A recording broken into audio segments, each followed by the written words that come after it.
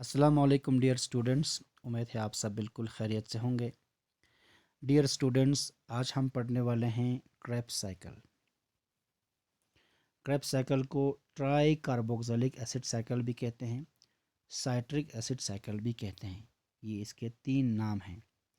क्यों इनको Krebs cycle, try carboxylic acid cycle या साइट्रिक एसिड साइकिल कहते हैं, इस पर हम आगे बात करेंगे। फ़िलहाल हम देखेंगे कि ये क्रेब्स साइकिल है क्या। बच्चों, क्रेब्स साइकिल है फाइनल कॉमन ऑक्सीडेटिव पाथवे। किस किस का? कार्बोहाइड्रेट्स, फैट्स और अमाइनो एसिड्स, इन सब का ये कॉमन ऑक्सीडेटिव पाथवे है। पहले इस बात को समझते हैं कि क्यों क्रेब्स साइकिल को फाइनल कॉमन ऑक्सीडेटिव पाथवे कहते हैं। बच्चों, फ़िलहाल हमने पढ़ लिया है ग्लाइकोलाइसिस। पढ़ लिया ग्लाइकोलाइसिस। ग्लाइकोलाइसिस हमने पढ़ लिया। इसमें क्या होता है? ग्लूकोज जो एक कार्बोहाइड्रेट है वो ब्रेक होती है और उससे बनता है पायरुवेट। ग्लूकोज से क्या बनती है? पायरुवेट बनती है। तो जब कोई मॉलिक्यूल ब्रेक होती है तो उस पाथवे को, जिसमें ये मॉलिक्यूल ब्रेक होती है, उसको हम ऑक्सीडेटिव पाथवे कहते हैं। तो ग्लूकोज से पायरुवेट बनना जो ग्लाइकोलाइसिस कहलाता है, ये एक ऑक्सीडेटिव पाथवे है। सॉरी, क्या है? ऑक्सीडेटिव पाथवे है। ग्लूकोज से पायरुवेट बनना जो ग्लाइकोलाइसिस कहलाता है, ये एक ऑक्सीडेटिव पाथवे है। ठीक। फिर आपने देखा कि जो पायरुवेट है, पायरुवेट, ये पायरुवेट आगे और ऑक्सीडाइज होती है और उससे बनता है एसिटाइल को एंजाइम है। ये भी आपने देख लिया है, एसिटाइल को एंजाइम है। ठीक है बच्चों, एसिटाइल को एंजाइम है। किससे बना? पायरुवेट से। पायरुवेट किससे बना? ग्लूकोज से। तो ये पाथवे ऑक्सीडेटिव पाथवे कहलाता है। तो अगर हम कार्बोहाइड्रेट की ऑक्सीडेटिव पाथवे की बात करेंगे तो जो पहला पाथवे है ऑक्सीडेशन का, वो है ग्लाइकोलाइसिस। ग्लूकोज की मेटाबॉलिज्म में जो पहला ऑक्सीडेटिव पाथवे है वो है ग्लाइकोलाइसिस। ग्लाइकोलाइसिस। फिर ग्लाइकोलाइसिस के बाद पायरुवेट बना। पायरुवेट के बाद एसिटाइल को एंजाइम बना। ये एसिटाइल को एंजाइम ए आगे जाके और एक ऑक्सीडेटिव पाथवे में एंटर करेगा, घुसेंगे। उस ऑक्सीडेटिव पाथवे को जो साइक्लिक है उसका नाम है साइट्रिक एसिड साइकिल या क्रेब्स साइकिल। तो क्रेब्स साइकिल ग्लूकोज की ऑक्सीडेशन का ये फाइनल पाथवे है। इसके बाद कोई और पाथवे नहीं आने वाला ऑक्सीडेशन वाला। तो अगर हम कार्बोहाइड्रेट को कंसिडर करेंगे तो कार्बोहाइड्रेट का पहला जो ऑक्सीडेटिव पाथवे है वो है ग्लाइकोलाइसिस। ठीक। उसके बाद दूसरा जो ऑक्सीडेटिव पाथवे है वो है क्रेब्स साइकिल। इन दोनों को लिंक किया किसने? एसिटाइल कोएंजाइम ए ने किया लिंक। ये दो ऑक्सीडेटिव पाथवे, ये ग्लाइकोलाइसिस पहला, ये क्रेब्स साइकिल दूसरा वाला। ठीक है। तो कार्बोहाइड्रेट का जो फाइनल ऑक्सीडेटिव पाथवे है वो क्रेब्स साइकिल है, ये आपने देख लिया। लेकिन बच्चों, आपको ये जहन में रखना है, ये जो एसिटाइल कोएंजाइम ए है जो पायरुवेट से बना, एसिटाइल कोएंजाइम ए, ये अमाइनो एसिड की, ये जो अमाइनो एसिड है इनकी ऑक्सीडेशन से भी बनता है ये, और फैट्स हैं उनकी ऑक्सीडेशन से भी बनता है। कार्बोहाइड्रेट से तो बनता ही है जो आपने अभी देखा। तो मतलब ये जो एसिटाइल कोएंजाइम ए है ये एक कॉमन मॉलिक्यूल है जो बनता है कार्बोहाइड्रेट की ऑक्सीडेशन से, अमाइनो एसिड की ऑक्सीडेशन से और फैट्स की ऑक्सीडेशन से भी। ठीक है। तो इन सब की ऑक्सीडेशन से जब एसिटाइल कोएंजाइम में बना, ये एसिटाइल कोएंजाइम में आगे जाके मैंने कहा ये एक साइकिल में इंटर करता है। उसके साइकिल का नाम है साइट्रिक एसिड साइकिल या क्रेब्स साइकिल। क्या कहते हैं? Krebs cycle. जब एसिटाइल कोएंजाइम ए कॉमन है इन सब का, तो इस एसिटाइल कोएंजाइम ए की एंट्री से जो साइकिल चलता है, जिनको हम क्रेब्स साइकिल कहेंगे, ये भी कॉमन हो गया। Acetyl coenzyme A is common for carbohydrates, amino acids and fats. Similarly, जब ये acetyl coenzyme A Krebs cycle में एंटर करेंगे और क्रेब्स साइकिल चलेगा, तो ये क्रेब्स साइकिल भी एक कॉमन पाथवे बना कार्बोहाइड्रेट, अमीनो एसिड और फैट्स का। क्योंकि आपको अभी बताया गया कि क्रेब्स साइकिल एक ऑक्सीडेटिव पाथवे है, ये फाइनल ऑक्सीडेटिव पाथवे, इससे आगे और ऑक्सीडेटिव पाथवे नहीं है।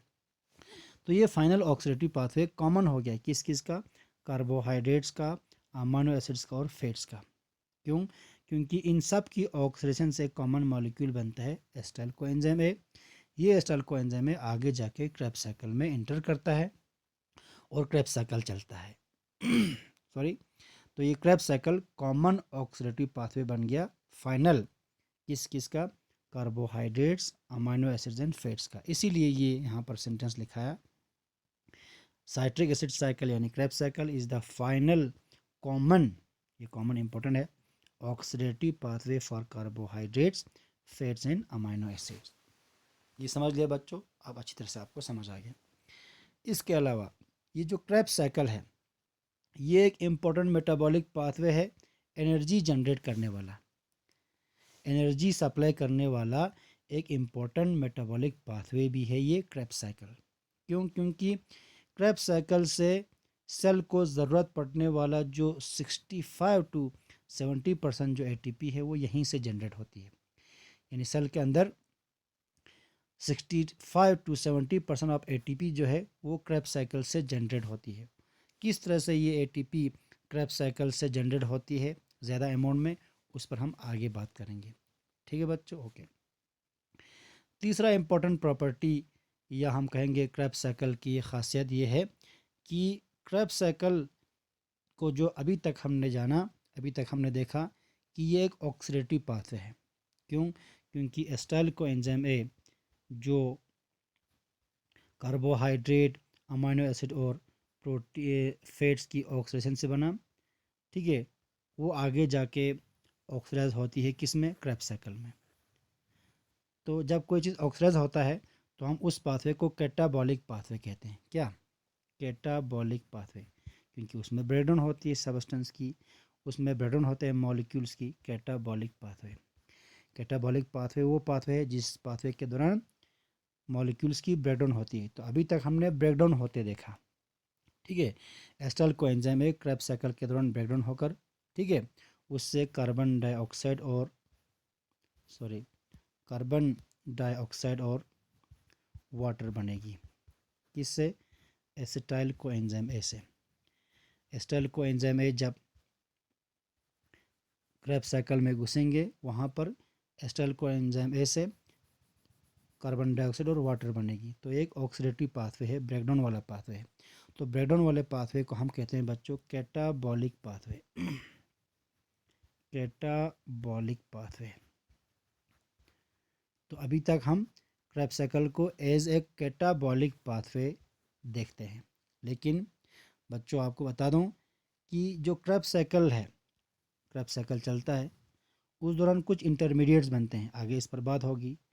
तो क्रेब्स साइकिल की जो इंटरमीडिएट्स है, यानी क्रेब्स साइकिल के दौरान जो मॉलिक्यूल्स बनते हैं उनमें से कुछ मॉलिक्यूल्स से, क्रेब्स साइकिल के दौरान कुछ मॉलिक्यूल्स बनते हैं, उनको हम इंटरमीडिएट्स कहते हैं। उन इंटरमीडिएट से सेल को ज़रूरत पड़ने वाले कुछ इंपॉर्टेंट बायोमॉलिक्यूल्स भी बनते हैं, जैसे अमीनो एसिड बनता है, ग्लूकोज बनता है, हीम बनता है। ये सब चीज़ें भी बनता है उन मॉलिक्यूल से जो क्रेब्स साइकिल के दौरान बनते हैं।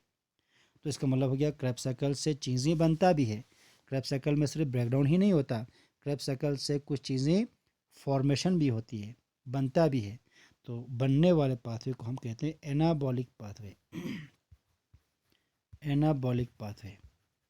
तो क्रेब्स साइकिल जो है एक एनाबॉलिक पाथवे भी है। क्यों? क्योंकि इसके इंटरमीडिएट्स, इस साइकिल में बनने वाले कुछ मॉलिक्यूल्स से बनता है कुछ इम्पोर्टेंट और बायोमॉलिक्यूल्स बनते हैं, जैसे अमीनो एसिड्स बनते हैं, ग्लूकोज बनते हैं, हीम बनता है, ये सब चीज़ें बनता है। तो बनने की वजह से इस पाथवे को हम एनाबॉलिक पाथवे भी कहते हैं। तो इस तरह से हम कह सकते हैं कि Krebs cycle is not only an oxidative pathway, it is also an anabolic pathway because it supplies, it not only supplies, ये सिर्फ सप्लाई नहीं करता एनर्जी, ये सिर्फ एनर्जी सप्लाई नहीं करता, यहाँ से सिर्फ एटीपी ही नहीं बनता, बल्कि इनके इंटरमीडिएट से कुछ इंपॉर्टेंट मॉलिक्यूल्स बनते हैं, अमाइनो एसिड्स, ग्लूकोज और हीम वगैरह। ठीक, तो इस तरह से क्या हुआ, इस तरह से जो क्रेब्स साइकिल है, जो साइट्रिक एसिड साइकिल है, ये एक एनाबॉलिक पाथवे भी हुआ और साथ ही साथ ये कैटाबॉलिक पाथवे भी हो गया, कैटाबॉलिक पाथवे भी हो गया, यानी इसके ड्यूअल रोल है, एनाबॉलिक रोल भी है, कैटाबॉलिक रोल भी है। यहाँ चीज़ें ऑक्सीडाइज भी होती है, यहाँ से चीज़ें बनता भी है। तो वो पाथवे जिसका डबल रोल हो, ड्यूअल रोल हो, एनाबॉलिक भी हो और कैटाबॉलिक रोल भी हो, उस पाथवे को कहते हैं हम बच्चों amphibolic. Amphibolic, amphi means both, amphi means both, इसका बोथ कैटाबॉलिक रोल भी है और एनाबॉलिक रोल भी है। क्रेब्स साइकिल को सबसे पहला प्रपोज किया था हैंस एडोल्फ क्रेब्स ने 1937 में, इसीलिए इस साइकिल को क्रेब्स साइकिल कहते हैं, क्योंकि इसको प्रपोज करने वाला हैंस एडोल्फ क्रेब्स था। क्रेब्स साइकिल के जो सारे एंजाइम्स हैं वो माइटोकॉन्ड्रिया की मैट्रिक्स में होता है बच्चों। ठीक है, क्रेब्स साइकिल के सारे एंजाइम्स माइटोकॉन्ड्रिया की मैट्रिक्स में होता है और क्रेब्स साइकिल भी माइटोकॉन्ड्रिया में चलता है। और माइटोकॉन्ड्रिया में क्रेब्स साइकिल के रिएक्शंस कैसे चलते हैं, इस पर हम कल बात करेंगे इंशाल्लाह। तब तक फ़ी अमानिल्लाह, खुदा हाफिज़।